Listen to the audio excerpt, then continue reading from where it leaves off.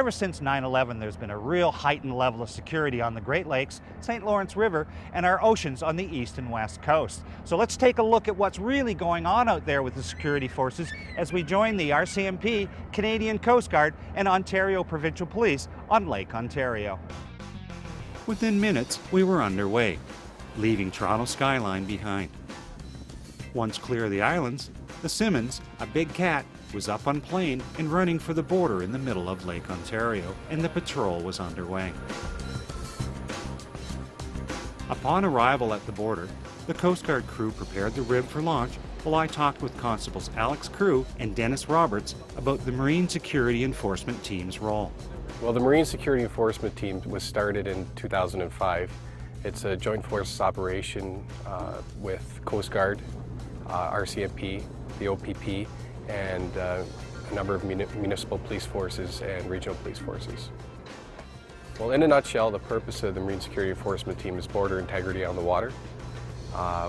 What that means is we enforce federal statutes along the U.S.-Canadian border, the Great Lakes and St. Lawrence Seaway, smuggling, organized crime, drug enforcement, things of that nature.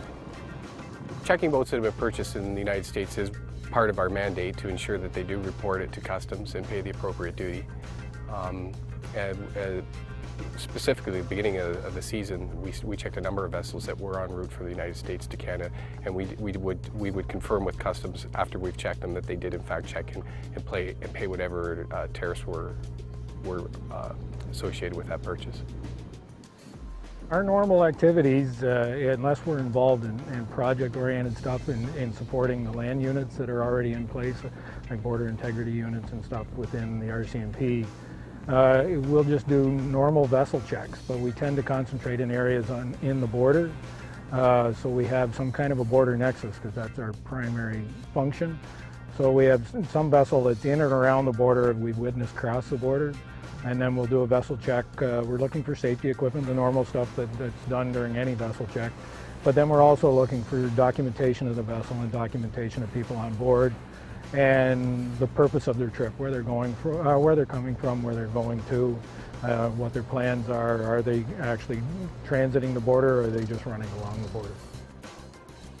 After shifting to a new location along the border, another vessel was spotted on the horizon and the inflatable was launched again, this time with the Coast Guard cutter Simmons in hot pursuit as well.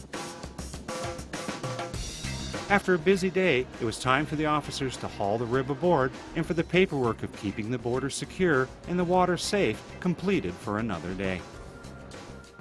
As recreational boaters and all Canadians, it's great to know that we've got our federal, provincial, and municipal forces out here making everything safe and secure for us, with the Coast Guard, the OPP, the RCMP, and with them working closely with their American counterparts defending our border.